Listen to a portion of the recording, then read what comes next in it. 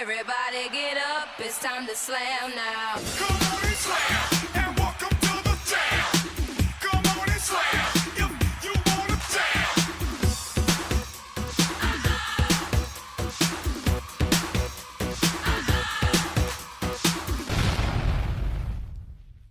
Pulling out my inner child is like removing a hot dish from the oven without pot holders for protection. It's gonna leave a mark.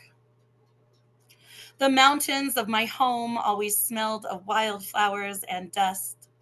Cool winds carried sparrows that built mud nests under the sheltered parts of our porch. Their babies would fall out, and I would pick up their naked corpses, dark eyes bulging big, beak, wings, feet. Could see it would have been a bird. Summer camp, they'd throw me in the swimming pool, even though I could not swim. We had an orange-striped cat named Tigger who lived in the barn beside our house. I once watched that cat carefully dismantle a mouse, eating all fur and skin first, then inhale the carcass head first, entrails popping out, leaving only a minimum amount of blood on the ground. I used to get shoved down on the playground until my mouth was full of dirt. I spent most of my before I could remember time in that barn, even after the laughter of horses had vacated and weeds had overgrown stalls. When shit had returned back to earth and all had fallen quiet, I'd still run around the corral as if I belonged there. Belonged more there than in the house. The bigger I grew, the smaller my mother made me feel on husband number 3. I ran away 4 times that I can remember growing up. I wished I could have grabbed the mane of that black Frisian stallion, swung up on his back, ran down the road to the highway and into the unknown. It was much better than the known, for I was the mouse, and the house was consuming my skin, feasting on my insides, while slowly devouring the last drops of girl that I contained. I was the baby bird, dried and stuck to the concrete, forgotten future of humanity by a school that only held bullies and detention after fist fights. Explains why I so easily accept disappearance as an adult, as a woman, as a mother. First days of school are special. First days of a new school in a new grade with new teachers and friends. This year, my daughter started middle school. What an adventure. My dad used to tell me all kinds of adult jokes, some about Jimmy Hoffa floating through a manhole in New York City. I mean, who was Jimmy Hoffa, and what the hell was a manhole anyway? But my teachers laughed. I always had jokes back then, before children died at school. Back when it was monkey bars instead of manslaughter, picture days instead of identifying bodies, PTA meetings instead of wakes, fundraisers instead of funerals, lunch lines instead of processions, ball games instead of burials, concerns of COVID instead of needing Kevlar. You see, at some point, the laughing goes quiet because there's nothing funny about another fatal school shooting. Imagine 2 boys, 13 years old, 8th grade. One boy bullies another boy. When the friend confronts the bully, see something, say something, right? The 2 boys get into an argument. Next day, lunchtime, bully brings his father's gun in backpack, weighted down weight of who knows what, ready to end a life. Shoots the boy who stood up against him square in his chest, left to bleed out in the one patch of green grass on the playground beside the track. The last place his parents said goodbye. Multiple shots fired, multiple gunshot wounds, children scatter, child seeps blood from his body until the last breath evaporates from his face. Armed school police detain the shooter. 13-year-old kid, second day of school. He died, another statistic. Child violence, school shooting, sent to the safe space that's supposed to be school. I wonder if the boy who died told jokes. He sounded like a good kid. Don't you dare tell me school hasn't been safe for some time, as if that's supposed to be some sort of comfort, that babies still find their beds 6 feet under a society that hasn't lost enough yet. Don't tell me not to worry when I drop my kids off at school. Fuck this being the norm. Fuck this being part of growing up in Albuquerque. My daughter hugged me goodnight tonight. And as I glanced on the magnets on the refrigerator door, I realized there's a mother out there unable to hug her child because he's in the morgue. And now I'm holding my child saying, "Good night, sleep tight, mommy loves you." Talking with my daughters about this, I told them, if they see someone being bullied, to get adult help, not to intervene, not to speak up, not to draw attention to themselves and explain why they can't do the very basic human reaction. Help someone in need. Because when I hug my children goodbye at school and I watch them walk away, I pray they get to live another day.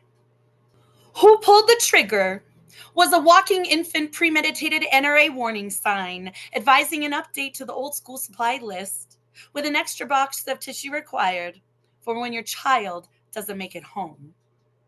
Because someone didn't pull the right trigger on gun reform, on legislation that would prevent an 18-year-old kid from buying a gun but not a beer.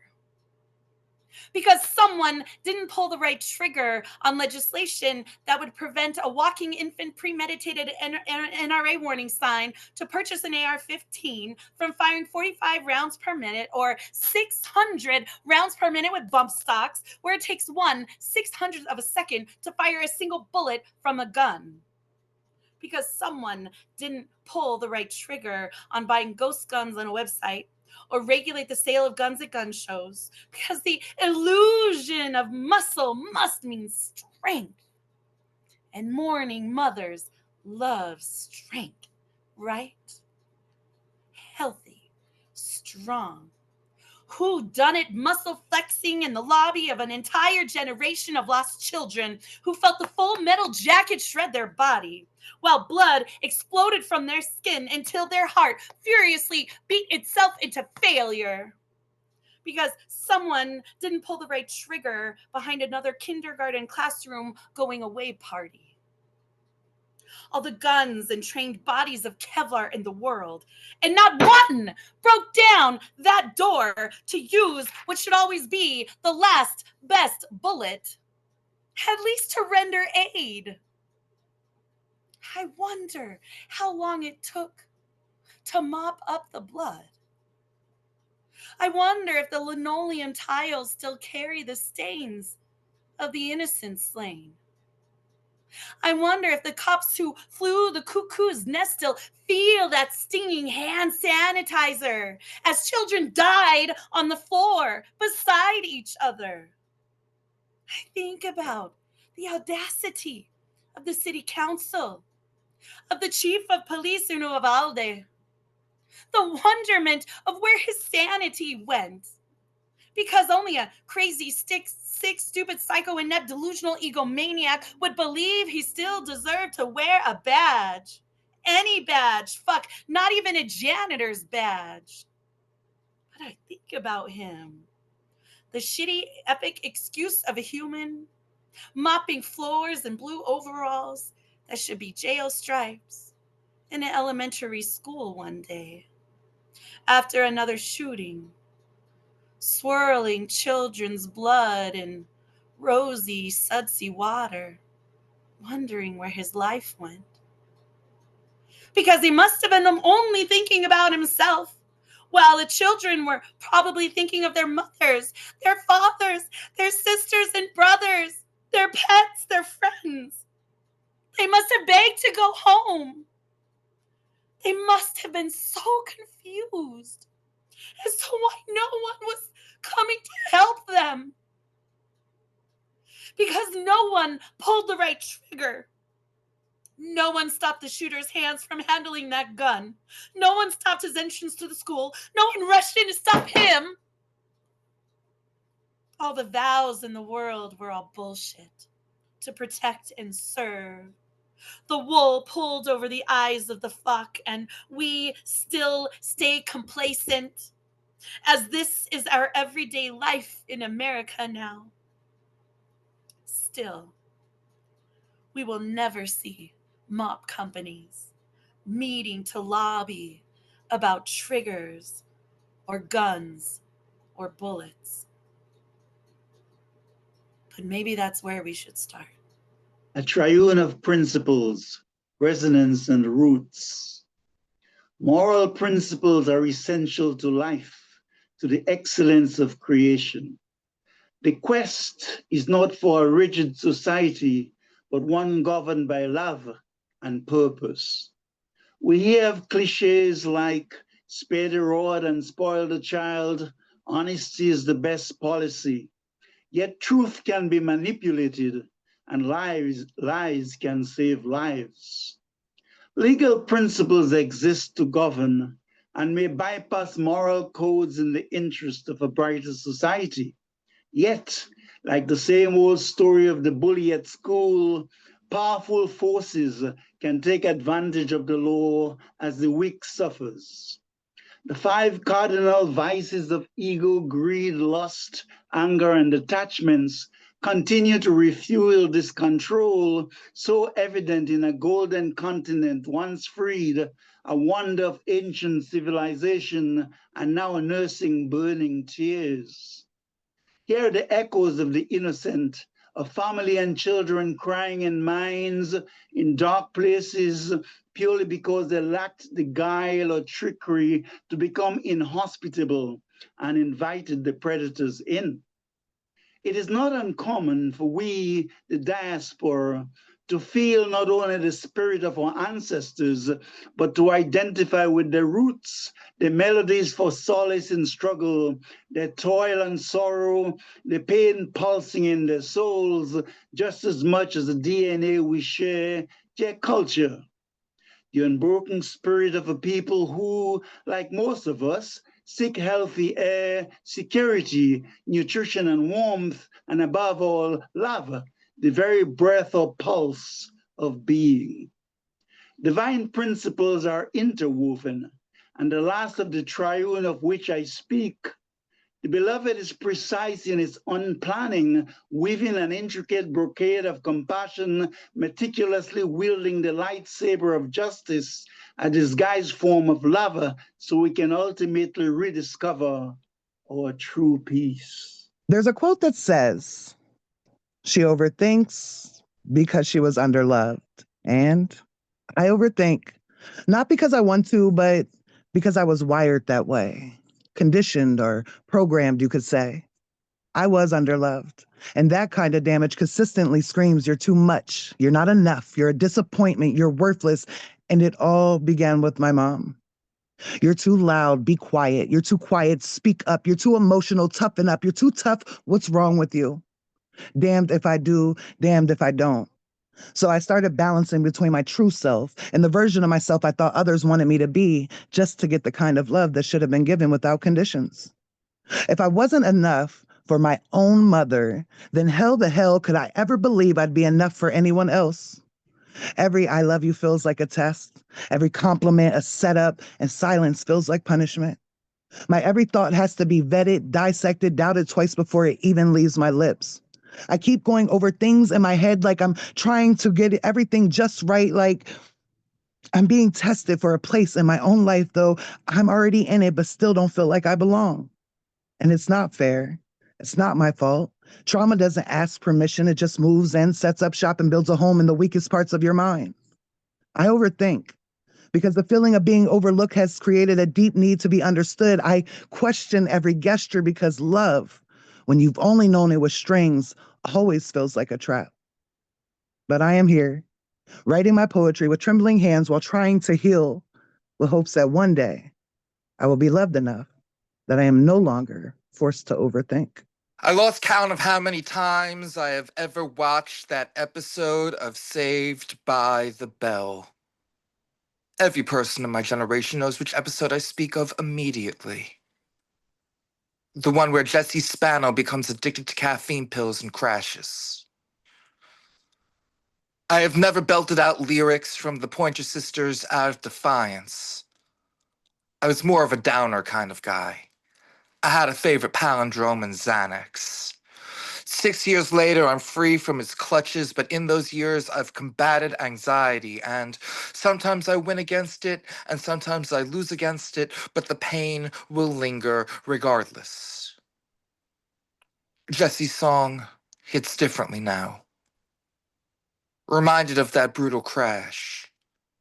Reminded of withdrawal.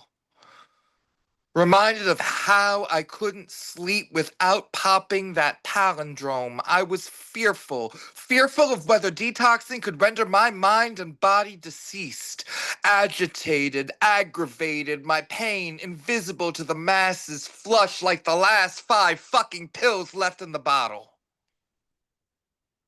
The anatomy of my fall from grace was clinically dead.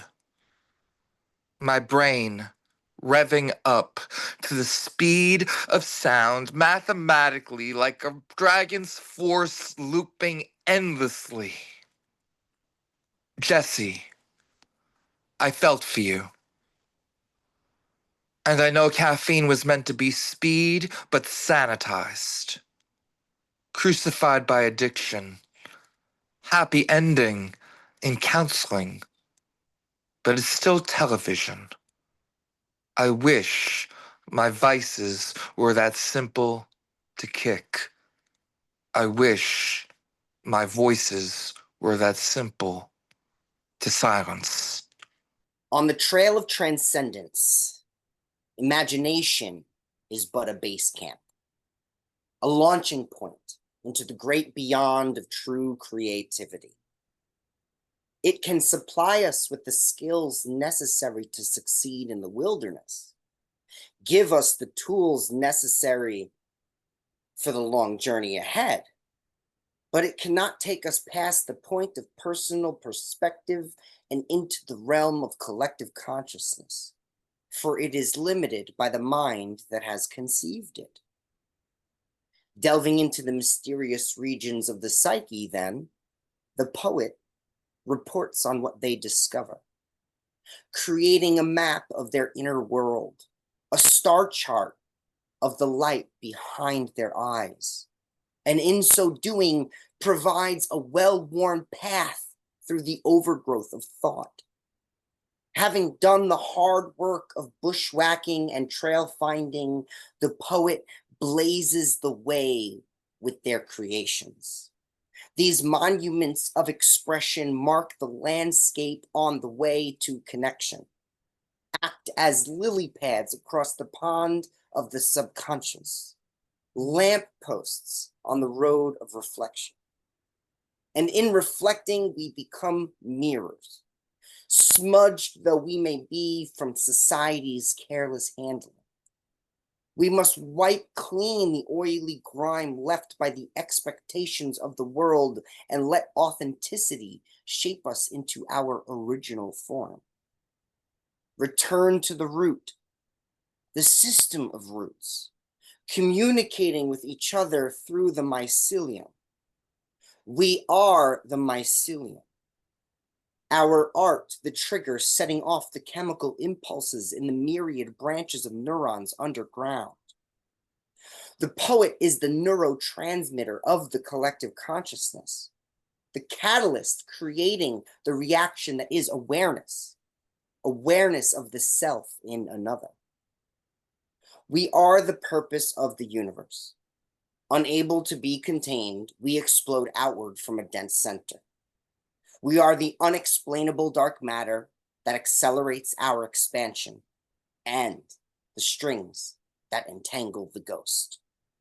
The poet transfers revelation from one generation to the next.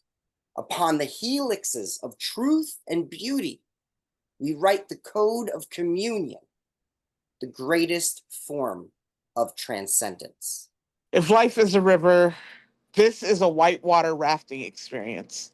Careening towards a waterfall at the edge of the world. Control the boat so it does not capsize. Or fuck it, capsize. Take your chance at swimming to shore. This is the apocalypse. Pay your rent in case we survive another month. Or go buy a tent, go off grid. Don't go chasing waterfalls, chase mountains instead. Summit. Watch the world burn. Take pictures. Hide your extinguisher. I don't think you can put out fires in hell. Someone would have done it by now. Roast marshmallows over a smoldering civilization. Pretend it's a sacrifice. Pretend religion matters at all at the end of this crusade. Remember, when you restart civilization, if you decide to, tell everyone it is J.D. Vance's fault for killing the Pope. Rewrite history. Throw all the holy books into the fire and tell everyone J.D. Vance did it. Call him the Antichrist. Or make him the new Jesus. It literally doesn't matter. Nothing matters at the end of the world. Not even the angry tweets between scorned billionaire lovers exposing nothing we don't already know. They never told me, at the end of the world, we'd all be begging for it to end. Juried, found guilty. Boom! Hear the loud thunder of mallet pounding verdict's order.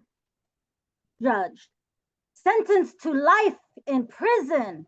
Crack! Hear the loud strike of crackling cuffs tighten around wrists of your defenseless bluffs. Conviction, announced with irrefutable conviction. No allowance should be given to challenge these provisions. You sit there, rotting in jail, hopeless, soulless, emotionless, blankly staring at your four-walled gated cell, tortured by solitude and bare necessities, marinating in bottomless stench of denial, as incessantly clogged as your bedside urinal.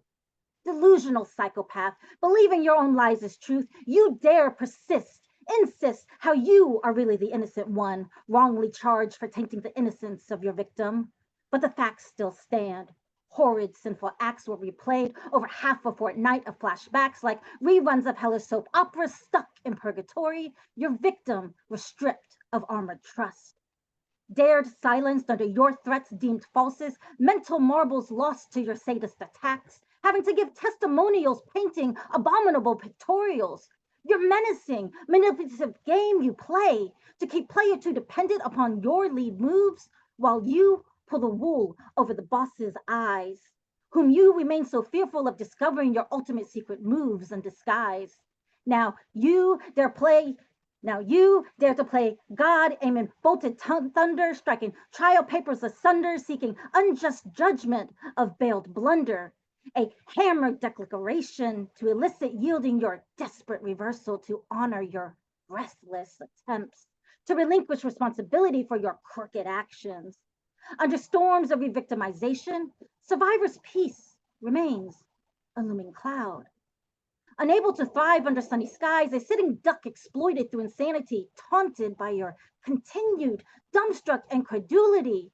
You won't allow them to move on, holding them down with the weight of your gravity, suffocating the justice thrown off balance by your threatened pretensions of bogus injustice, hanging like a noose, waiting to set loose a jailbird, endlessly crooning with bated breath to escape the Alcatraz of your barred freedom. I miss cigarettes, less the taste, more the scent. They remind me of hotels, precious time spent with an often absent father. No absinthe on my tongue when I murdered his only daughter, metaphorically. Literally, I'm dead to her. As a little boy, I read to her. As an adult child, I've said to her terrible things. What mania brings to the center. A mostly venial sinner, perhaps, but a bastard nonetheless. How can I wrest satisfaction over actions I can't remember? Last December, I tried to end things in Italy, a pretty place. It brought tears to my mother's eyes. Mother, guilt hits different sober. No hangover on which to rest my laurels. My traumas, insecurities, and past quarrels have bubbled to the surface. I heard this sermon about a month ago on self-pity. I used to fancy myself the victim. I've come to see where I'm the villain, no ceiling rocky enough to harbor me. As a kid, my dad wanted me to watch Rocky 3, and I didn't understand why boys couldn't play with Barbies. That's a different can of worms.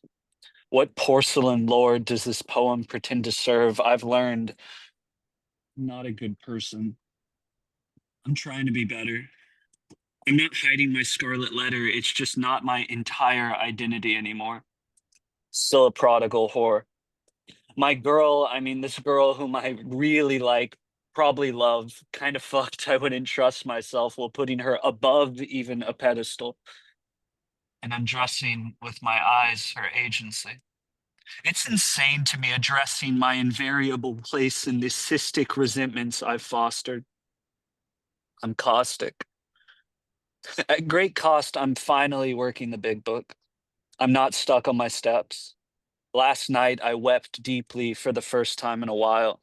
These days, I opt to vomit ink instead of bile. I carry myself with style now. I still suck in my stomach. My swim coach used to pinch all the fat on my body. His name was Kurt. I used to idolize Cobain. I used to weaponize my pain, but naming it is just another half measure. I endeavor to amend what I did in my bad weather, and whether they forgive me isn't my prerogative. I'm cleaning my side of the street. And if we meet on the road to happy destiny, know I've divested me of all the fear and self-loathing.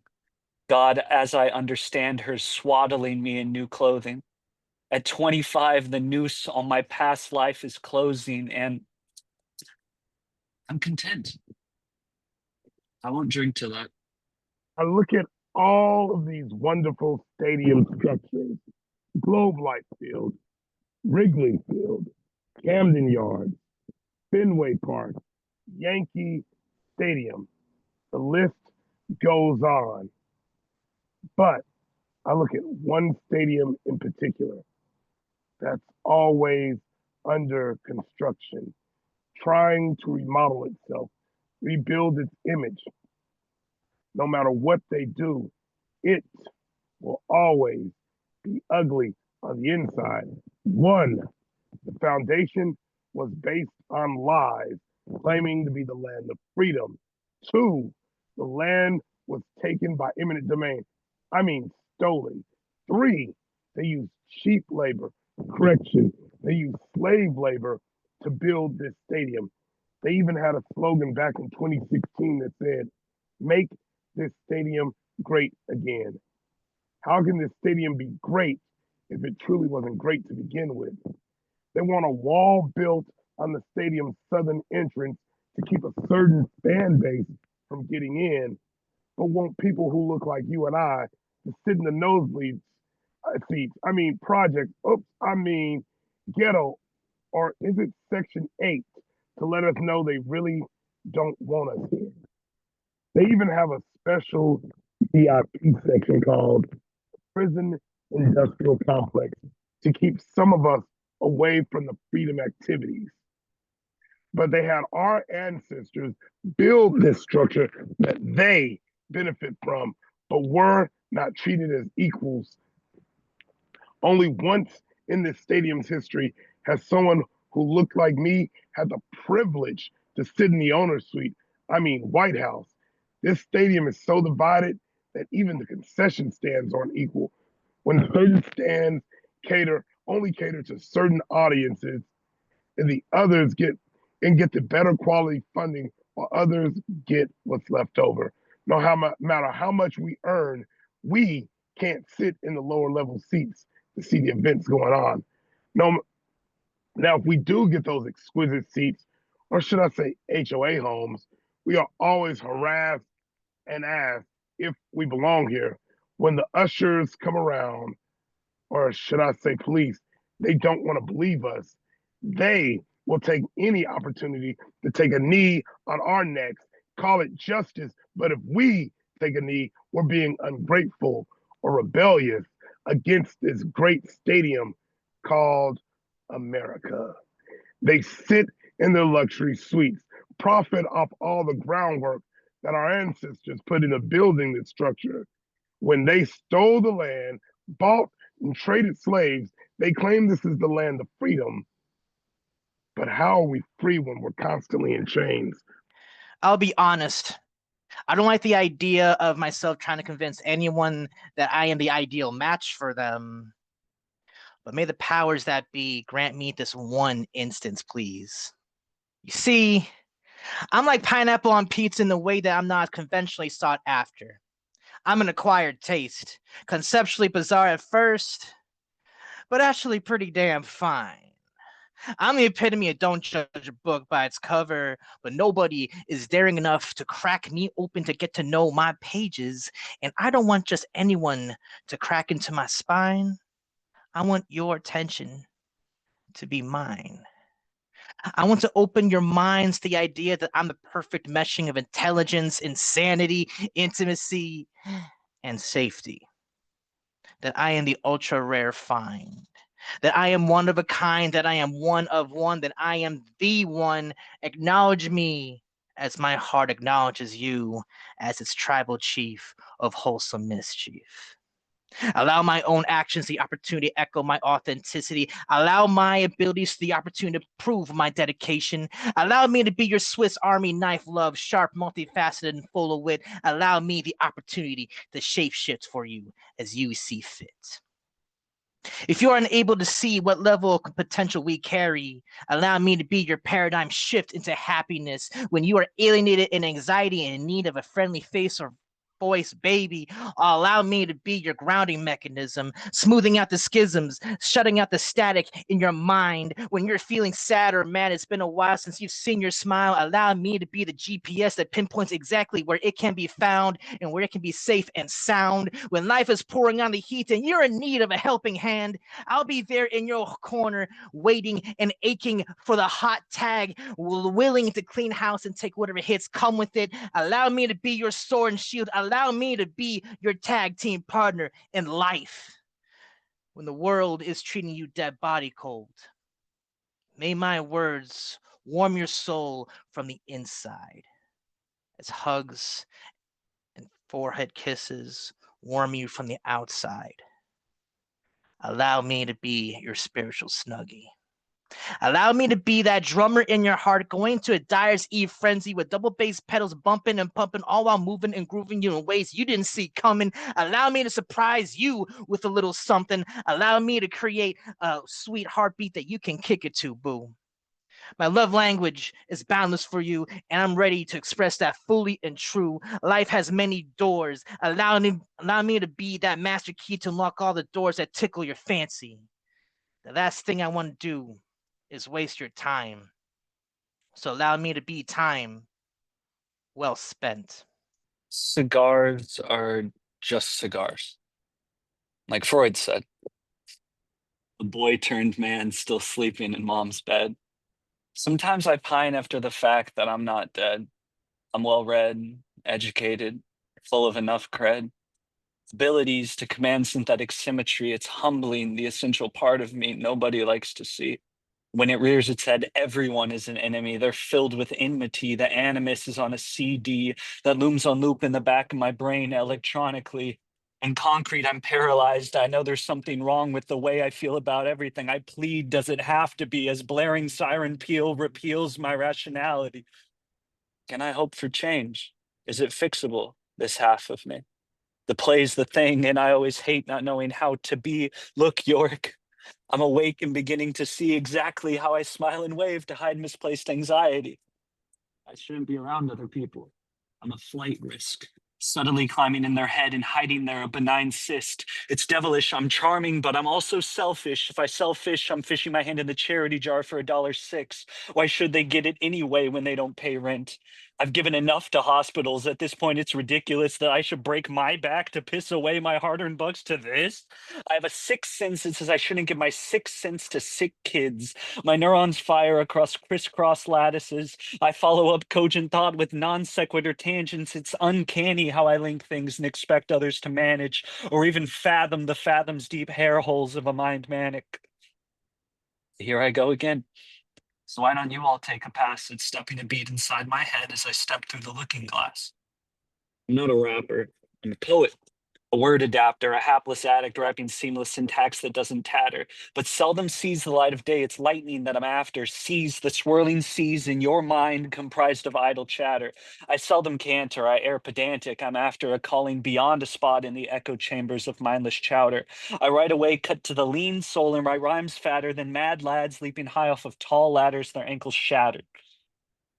But all this style without substance contains no heart, no candor.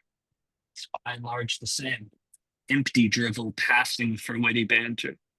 If I could dribble just a moment on this tangent matter, rhyming for the sake of style proves no easy endeavor, but only with the touch of a deft hand, light as a feather, may it come together, all at the very end, and for that be better.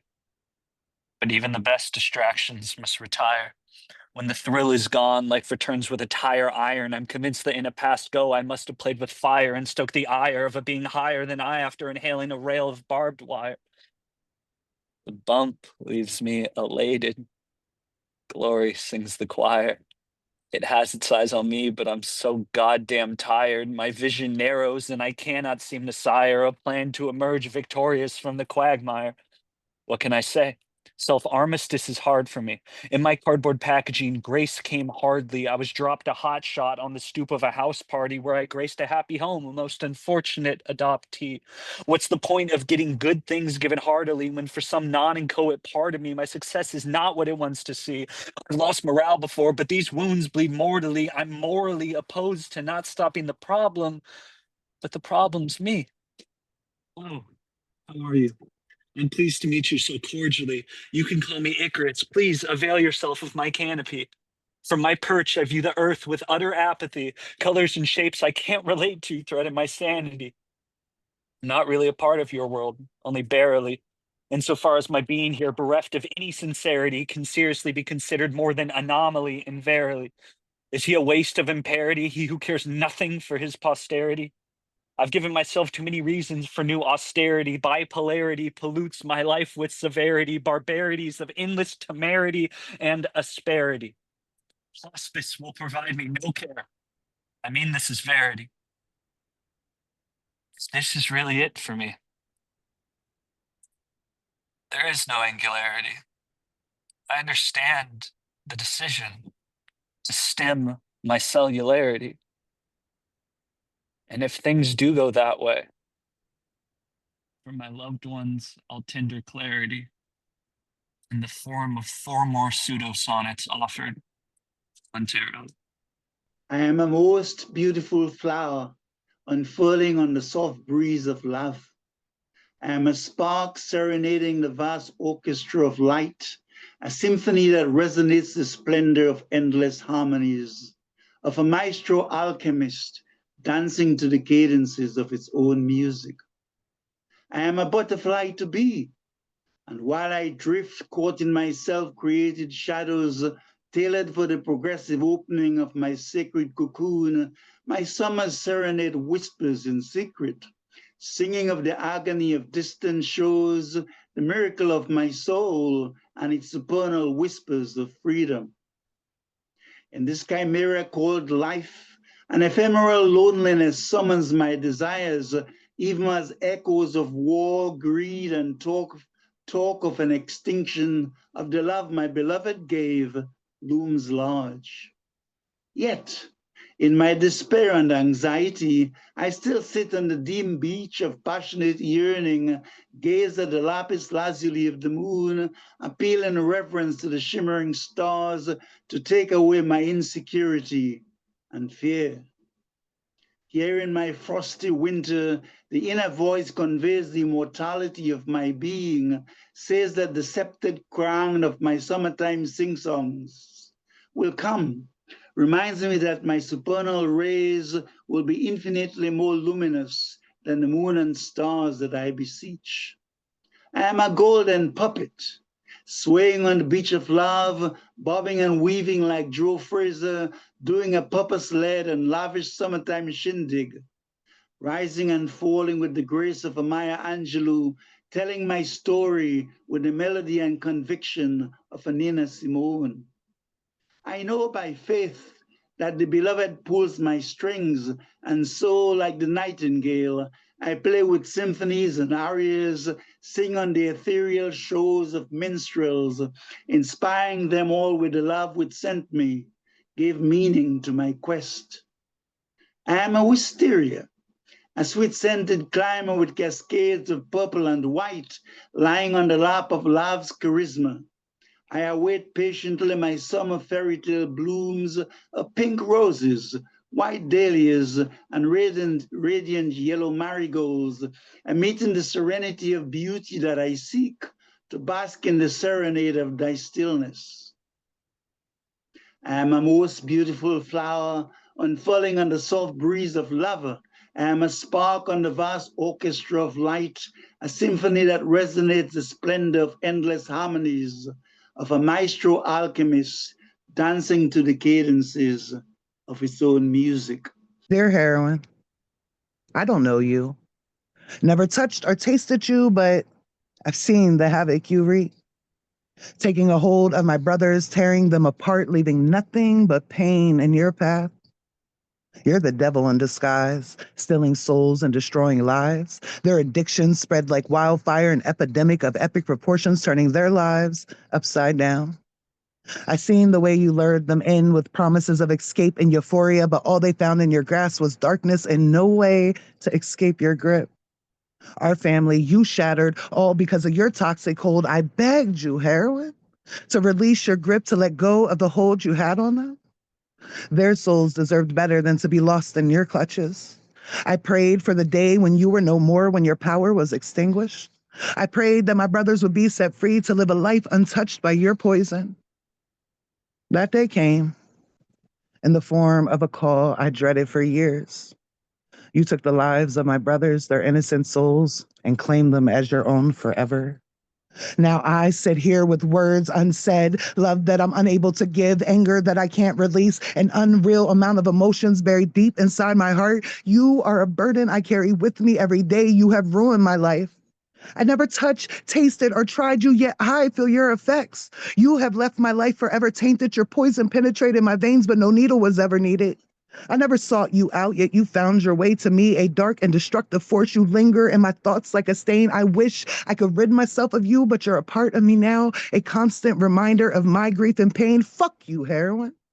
This life you cannot have. This life you cannot take. You may have taken people from me, but you will not take no more. You may have left your mark, but I am strong. And with this letter, a newfound strength has been found. So respectfully, you can kiss my ass and go to hell, because that's exactly where the fuck you belong. I don't flinch anymore. I just pause mid-prayer like I'm buffering through blessings I'm scared to believe in. Pushed to survive daily because PTSD don't wear uniform. It pretends to stay dormant until a song, a sound, or a sentence with too much memory unravels me. I've learned how to look alive while dying in invisible increments, how to mask messes, folding pain like laundry, creasing it neatly so nobody questions chaos around me. PTSD isn't just pain, it's pieces tucked silently deep, prayer trapped somewhere dark, pride that still defends parts of me I never unpacked. I got trigger fingers trained on memories still moving wrong, phantoms in scope posing like peace but breathing like betrayal. I stay locked in, itching to unload every time past crawls out of safety of silence, dressed in timestamp I never gave permission to return. They say trauma makes you tough. It doesn't. It makes you tired, teaches you to clap back at compliments, second guess peace, and constantly look over your shoulder like it's plotting something. You ever sat in a room full of love and still felt like a hostage? That's post-trust soul distortion where affection feels foreign and safety feels like a side effect. Joy feels like a childhood friend I unknowingly outgrew. We pass each other in dreams now without speaking, like I walked away from happiness I once believed before chapters started bleeding and pages stopped turning. I feel stitched to survival due to swallowing so many breakdowns. I burp apologies for feelings I never asked to feel. I laugh loud so no one hears the static. I show up so no one sees the shrinking. I survive because I was never taught how to rest. PTSD doesn't need a stage to perform. It gets a standing ovation moment. I crack a smile while bleeding internally. The applause is silent but constant. I didn't sign up for survival just to be handed suffering, to be told my scars were proof I should smile more, while surviving didn't mean I signed up for a trauma I'm left dealing with. Years of torment chipping away pieces of me until I feel like nothing's left. You ever tried to rebuild on shaky ground? Ever try telling your hands to hold joy while they trembled as if they still remembered how grief was a better fit? PTSD isn't just in the past, it's the present. It's pain that studied your demeanor, waiting for your guard to drop, then dresses up as deja vu just to remind you you're not done healing. And I hate I can spot an exit faster than I can accept love. That I know the sound of sorry without hearing it, how my boundaries sometimes feel like barricades and comfort carries claws if I hold it too long. So no, I don't owe survival a thank you. I didn't choose to bleed beautifully. I just learned how to press through soul's damage like it was written in my bloodline, coursing through my veins. I've stitched myself into strength so many times, the seams turned into scars, patching over pain like healing was a costume change, like strength got teeth that's been chewing on my softness for years. I ain't healed. I just learned how to walk through while leaking. Still flinch when past comes breathing heavy. Still show up to fight with bandages I ain't named.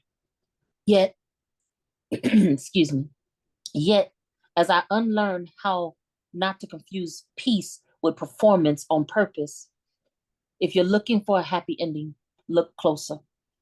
It's in the fact that I'm still here with ink on my tongue and breath filling my lungs. I may be cracked, but this voice still carries power. If PTSD thought it had the final word, it underestimated me. I was reshaped in the darkness, not broken. In dangerous new ways, you can call it damage if you want, but I call it pressure turning soul into diamonds. This isn't a simple sparkle. This is structure. I wasn't made to shudder. I was made to cut through life's challenges and thrive. 8th grade geology was an interesting place. My favorite lesson was the scratch test. Basically, you can determine anything's hardness by how it falls on the Mohs scale. 1 is soft, like talc, and 10 is the hardest, like diamond. We learned diamond can scratch anything, but barely anything can scratch a diamond. I've always thought my circle of friends was a diamond ring, too hard to be scratched. Until one day I saw the marks on my friend's arms. Scratch marks only demons can leave. He says, heroin sometimes make it feel like there's something crawling through your veins, something under the skin, and that got under my skin. I tried to scratch the surface of his addiction and it was not soft. Have you ever tried to fight someone else's demons? Their claws are always stronger than your own. No matter how potent you think your love is, you can't love someone to sobriety. He said, I'm getting clean. But if you scratch a liar, you will find a shapeshifter, shifting into excuses. You see, I thought he was okay. But an addict is always an addict, clean today and gone tomorrow. And you, scratching your head, thinking about what you could have done, scratching his name off invites and Christmas cards, finding that keeping him alive is the hardest thing you have ever tried and failed. We were never diamonds. We were cubic zirconia at best, pretending to be something we're not, too afraid to admit we're soft, itching away at our demons, but barely scratching the surface. And ain't that truth the hardest? If my poetry had a scent, it would be laced in traces, smelling of lustful desires, getting laid between sheets of entwined inkgasms, which perspire in wildfire of dirty talk spitfire, dominating submissive voyeurs with tantalizing teasing spread wide open as long, slow strokes of calligraphy, elegantly etching deeply into skin of canvassed ecstasies. Marinated in liquids of an after love making glow, you'll blushingly bask in steamy delights, breathlessly shying away from public view your private sinnings, suppressed with enthrallings of kinky shows on display. Fervently grinning from ear to ear, from the intoxication of pheromone foreplay of my wordplay, tangled in the strangest of ways, swirling with Kama Sutra mind melds and tantric emotional discharge. My poetry smells like the comforts of sugar and spice and everything nice, like you've been drugged with chloroform, smelling salts dropping you faint with aphrodisiac toxicity of Victoria's Secret love spells, unwinding your spirit with soliloquies full of serendipitous serenity. Rich and stimulating spices of gingerbread and snickerdoodles humming in oodles and caboodles of cinnamon toast crunch, causing you to drool as you munch on my salty words, tickling the tip of your tongue, simmering and lingering aftertastes of spicy wasabi.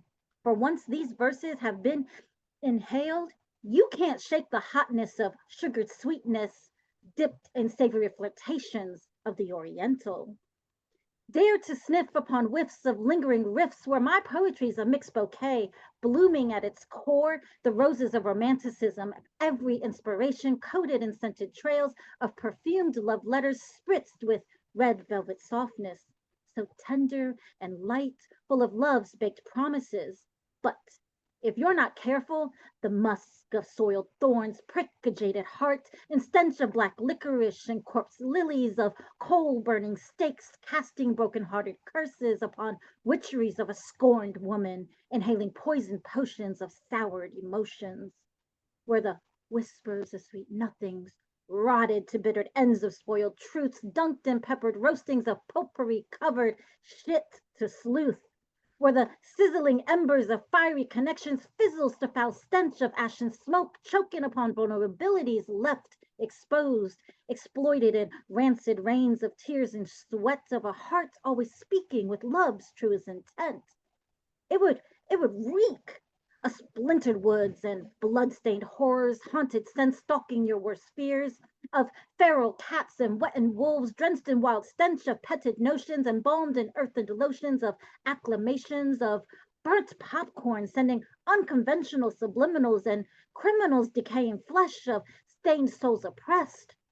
It would it would radiate an ambrosial notes of ocean breezes of longings left unsaid, hope spring rain and fresh morning dew, birthing conception of dreams yet to tread, of vanilla scented candles, the light of sacred healings, and incense of rainbowed skittles, tasting the bliss of golden inspirations, rich with empathetic feelings, grounded with invigorations of freshly brewed coffee, awakening all senses, with cadence of ripe perspectives, swirling dialects of sophistication and elaborations, grilled to smoked perfection of words barbecued with mouth-watering metaphoric phrasings and tangy, titillating alliterations.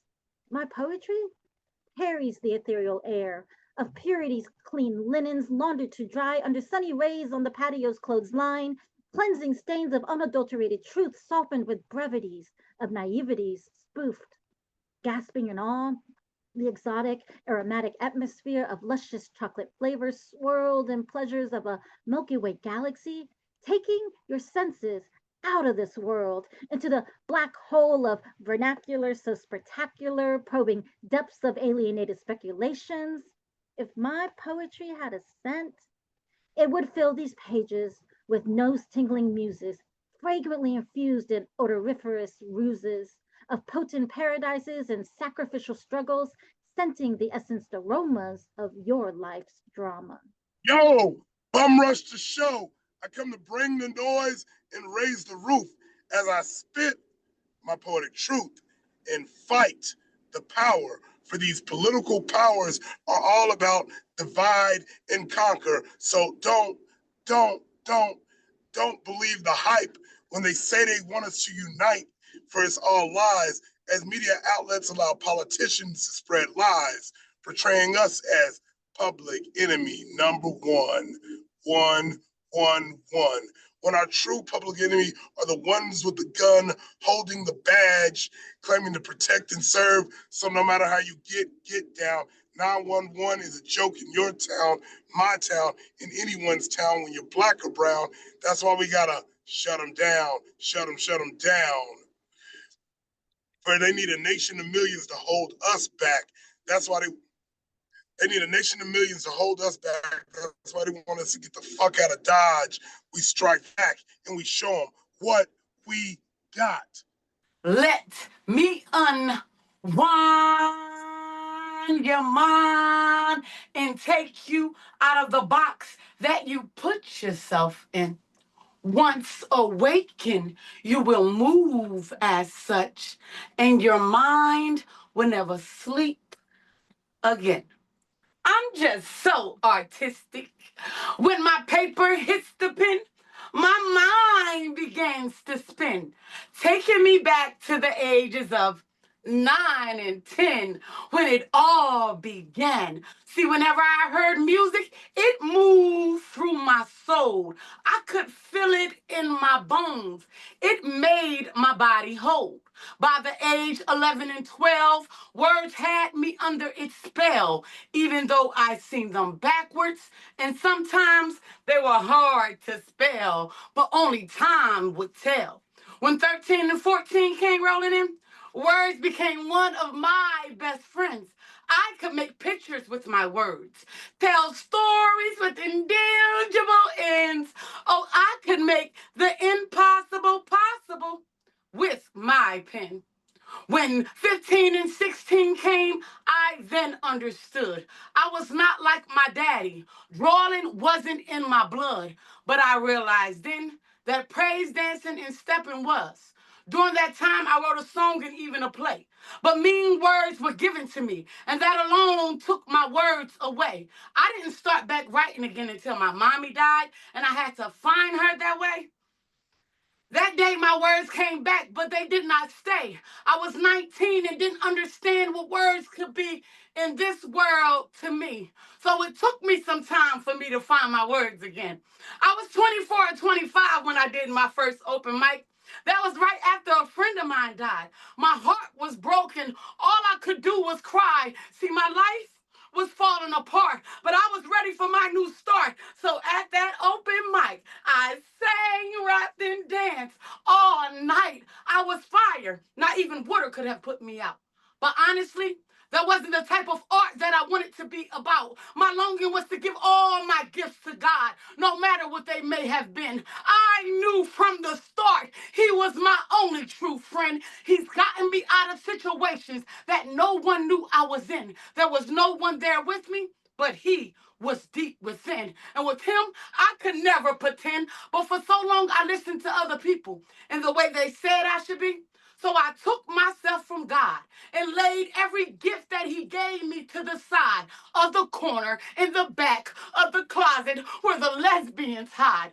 With my hand over my mouth and tears in my eyes, life was really life in me. But now that I'm 37 and I now know that God is the only God in heaven and He sits on the throne and there's no one that can take me to Him but Him alone. So with that being said, I love you all, but your opinion is your opinion. If it's not going to help us be better, I'm not hearing it. You can talk doesn't mean I have to listen. Not trying to be disrespectful, just staying on the mission. See, when it comes to art, I knew from the start that it was meant for me.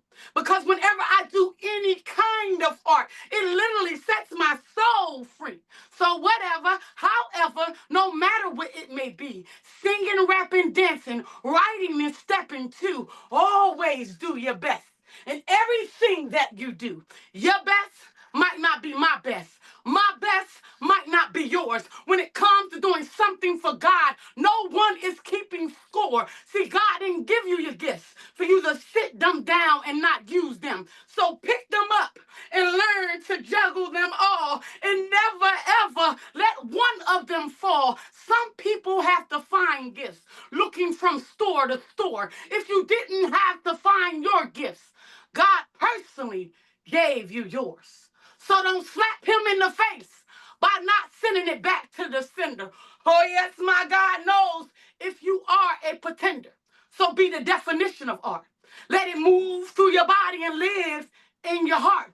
You can do whatever you want to do in this life, but the first thing you must do is start. That's the only way to finish with no guilt in your heart. So please, if you haven't yet used your art, today is the day to start. If not now, when? We really don't know when our time will end. So pick up a pen and paper, listen to a beat, dance to a song, sing or speak, no matter what it may be, anonymously revealing truth. Just do art and let art do you. It doesn't matter how others see the art you do. And just in case you didn't know, but honestly, you probably do. The gifts you don't use, you'll surely lose. So just do you. Wake up. We are going to a land where there is little pain and no sand, white grass and cool air. Me and a few others, what an indelible pair. The preparation is steady and long, I guess all seems fair. All of us trudging the ground without a care in the world. Joy and happiness fill the air. Gypsies, caravans, our eyes well with tears. Well, we are from a land far away. We expect good accommodation and also decent pay. The music prep in the studio is coming in day by day. Festus, Chioma, Igioma, and Chiamezier. I admit, we don't know what to expect when we get there. Excitement has filled our lungs like a fucking pet. What do we have? A few days? Perfect. Into a land of despair, breeze blowing in the air, we don't care. Different fashion sense, vanity fair, broken glass, hot breath yelling in the air. Strength in numbers in this battlefield dumb us down. Beaten up in prisons has brought upon this frown. Resilience, defiance, heads down as we exit this town. Don't provoke a rhyme animal. They can detach his lower mandible. To eat you whole, I eat my own. Call me a cannibal, call you intangible. Can't feel your rhyme jargon, and I'm your sergeant screaming on your ass in front of the squadron. I'm flame retarded. You just retarded for what you started. I'ma throw your ass a bone, cause even states get thrown in the garbage. I'ma beat you unconscious with my conscience, giving new meanings to punchlines with content. And to be honest, you ain't even worth being a target. With your head in your own ass like a sadomasochist ostrich, I'm a starving artist ready to feed on your carcass. Make some MC sausage with some fava beans and some parsnips with a nice Chianti. Hannibal lecture, doing your eulogy. This is assisted suicide with a necessary cruelty for your tomfoolery. I'ma cut off your right hand in the middle of your sentence, then smack you with it, then criticize your penmanship because I got a rhyme, you got a rhyme, but my rhyme is better than you. Hey yo, I got a rhyme, you gotta rhyme. My rhyme is better than yours. Hey yo, I gotta rhyme, you gotta rhyme, but my rhyme is better than yours. I gotta rhyme, you gotta rhyme, but my rhyme is better. It all started with a post. He used one of my quotes. I was like, yo, you quoting me or being funny? He said both. I was like, oh, he either didn't know or didn't notice. I be toting the magnum opus with a marksman focus. I'ma feed you your notebooks and make you choke on your own words. Ironic, ain't it? Only give you what you deserve until you fainted. I'ma make you famous by making you nameless. This is Killer Ant with an atom bomb, the overkill, the overrated. With a passes, I specialize in closed captions and closed caskets. I ain't seeing what you saying and ain't asking. Rhyme assassin. I'm the type of dude to hit a dude with glasses. Rhyme assassin. Because I gotta rhyme, you gotta rhyme, but rhyme is better. Each day I wake, I'm determined to do better. Inadequacy lurking, veiled attempts not to fret her, to do more than I did the day before, hoping against hope that my perseverance can be restored.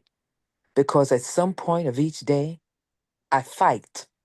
I struggle against the gloom, digging down deep within my thoughts to not allow myself to be consumed by the disappointment in my lack of accomplishments. And although I battle with this daily, I do receive compliments from sources I would not expect, which reminds me that God has this in check. He knows my heart. He will never leave me or forsake me. His intention from the start, he has kept me through adversity. During trials, I would hide internally. I would pretend that it's not happening to me. I would bury it. It was like I was having an out of body experience. In past, my mind was constantly editing, always conjuring scenarios and then backspacing, creating other options, pretending that the molestation wasn't happening. Blood from my hymen violently shattered was just my imagination. I guess I'm purposed since God kept me from dying of asphyxiation by one who once loved me with no end. Custodial rights lost due to an unjust judicial system. So, despite other evil intentions, I survived. I'm amazed that I'm still alive, even though the challenges are seemingly unbearable. I thrive. I wish I knew what I'm purposed to do. I still don't have a clue. Perhaps I am to be an example of strength or maybe faith. I am in constant reconstruction of late with hopeless anticipation that my life will manifest into something great. And although unknown, all I'm sure of is that someone is to benefit from my hardship, and that in itself is a trip. Stampedes of crazed adults trampling children, storming shells in the fashion of Allied forces storming Normandy Beach. Grown-ass adults investing their life savings into purchasing the rarest of their kind, only to lose almost all their value of their collection. A New Hampshire couple thought they hatched a pretty dope idea by forging checks to purchase and sell them for a profit for heroin. Now, flooding hospital donation bins, Goodwill and Savers locations nationwide, and the closets of unfortunate heirs of a lost fortune. Beanie Babies were the Bitcoin of the 1990s. These little limp sacks of understuffed animals now face a more grim future, being the filling of beanbag chairs, as their owners have developed a fetish of sitting on the carcasses of their friends, mainly as a way to achieve a cheap dopamine rush by exacting revenge on their failed investments of hopes and dreams through imprisonment, utter dominance, and occasional gas torture by way of flatulence.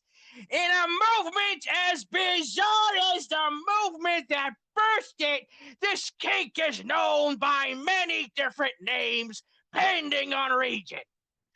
Beanie Baby chambering has taken the North American furry communities by storm in a similar fashion that Queenie Babying was popularized by the royal family.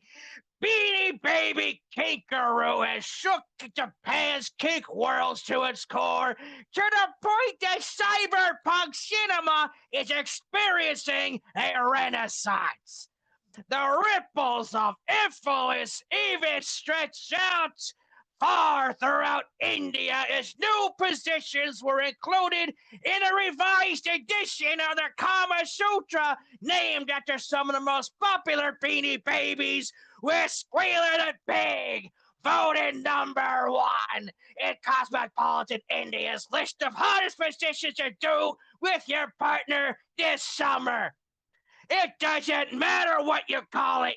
At the end of the day, it is a yum that will be yucked a lot more than toes getting sucked in an ever so evolving case study that's worth exploring, preferably from a distance. A lot of people out there are calling me hardcore. A lot of people out there are calling me cold and killist. A lot of people thinking I'm leaving on the edge, that I'm insane in the membrane, and I'm a time bomb. I could go ballistic in a second, and all those things could be true, yeah.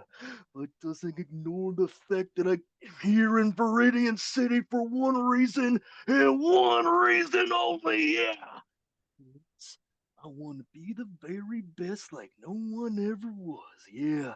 To catch 'em all is my real test, and to train 'em is my cause, dig it! History beckons to Macho Man Randy Savage in the Pokemon universe, yeah. I'm walking a fine line between life and immortality, or perhaps sanity and insanity, yeah. Perhaps the Macho Madness has consumed me, but soon enough the Kanto region will feel my polyrad, yeah. I'm gonna do the thing in the ring with my Needle King. Gonna bite you with my Raichu. Gonna make you croak with my Macho. Gonna eradicate you with my Eradicate. And you will fear the might of my Dragonite, yeah. You will have more of a chance of crawling through the eye of a sewing needle than you and your Pokemon do at being able to handle the Machoke madness. Yeah, my Pokemon will be all over the place, and your Pokemon will be helpless to look to the left, to look to the right, to spin around 360 degrees when all they gotta do is look up, because my Pokemon are on top. Then, now, and forever, yeah. And this message goes out to every gym leader in the land. You've been put on notice because, comparatively speaking, your Pokemon are nothing but grains of sand in the Sahara Desert, yeah. And my Pokemon team is the entire desert. Many grains of sand have fallen through the hands of my mega powers, yeah. My Pokemon and the lords and masters of this universe, and there is nothing that's gonna keep us down for long, because we are the cream of the crop, and we will rise to the top in any battle. Truth unraveled, no promises, just guarantees. Oh yeah. I think about the broken levees during Katrina, how the flood of failure and death came for Louisiana.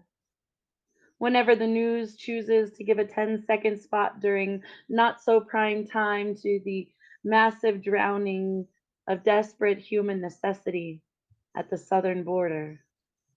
Tomorrow, 11:59 p.m. I suppose Eastern time. Even though no one here is on their time or their damn dime, COVID restrictions will be lifted for migrants, and they are cresting the finite line between two countries that used to be one, used to belonging to a people actually born to this land, torn apart by the greed of man's hand, driven by a God that anoints their power and avarice need to conquer, to self-proclaim being king, being rightful owner, being able to say who belongs and who does not. So many are flocking for survival over continents, when most Americans can't even walk to the corner store. The masses arrive since corruption and murder has driven them north to the border like cattle. The wharf to the ship of dreams equals tragedy around here. So many have died. Too many have died. Mothers hand off their babies to strangers, to be raped, to be trafficked, to be slaughtered, all in the name of a better life, because they have no clear way to sanctuary. Kept in cages, segregated for the sake of not being deemed legal. 251,487 reported border crossings in just December 2022. Over 12,000 were unaccompanied children. Our levees are about to break in less than 30 hours, and still bodies are burning in trailers, in car accidents, in tents on the side of a river that holds the ghosts of hope. Those who tried to cross before, who died cold and alone and scared, who sacrificed because there is no other choice for so many who wait for this place still. And their families will never know. They will never see the corpses or be called to join them in said promised land. This is not the American dream. This is not the America I am proud of. This is not a place that saves the many, but a few. We allow poor communities of color to die slowly, one at a time. Glacial genocide. While the government decides how much it will cost, then point a heavy finger to the other guy. Mothers would never let this happen. Mothers would never let children die. No one came. No one came for weeks after Katrina. No one has come here. No one has ever come here. Except now, 1,500 extra troops to this place. Send lawyers. Send doctors. Send actual help. Or send some more caskets. More casket makers. More coroners. More priests and poets to write the true history. We immediately put our lives at risk the moment we become mothers. We will give up everything. Every breath, every heartbeat, every tomorrow, to bring the life growing inside of us into the light. They say at 31 weeks in the womb, a baby recognizes its mother's voice. My first daughter was a trauma delivery. They caused her to be cut from my body. Maybe my body was afraid to open up and bring her into this world, afraid of the violence that awaited us at home. My second daughter was a planned C-section because doctors don't like to take risks with pregnant women. They will always choose to save the mother. They say the mother can live without the child, but the child cannot live without the mother. I was terrified.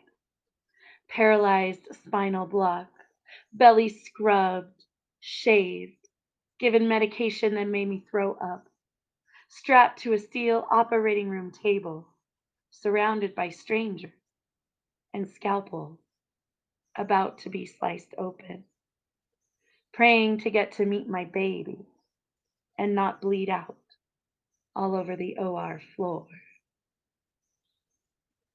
Save my baby, I told the surgeon.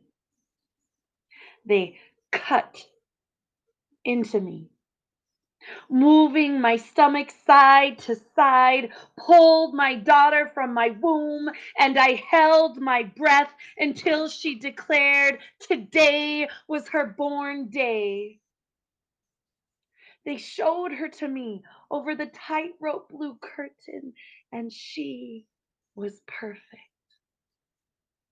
They set her on my naked chest, skin to skin, still sticky and clumpy and squirmy. She immediately found my nipple and began to suckle, driven to survive. They say a baby never forgets the smell of its mother.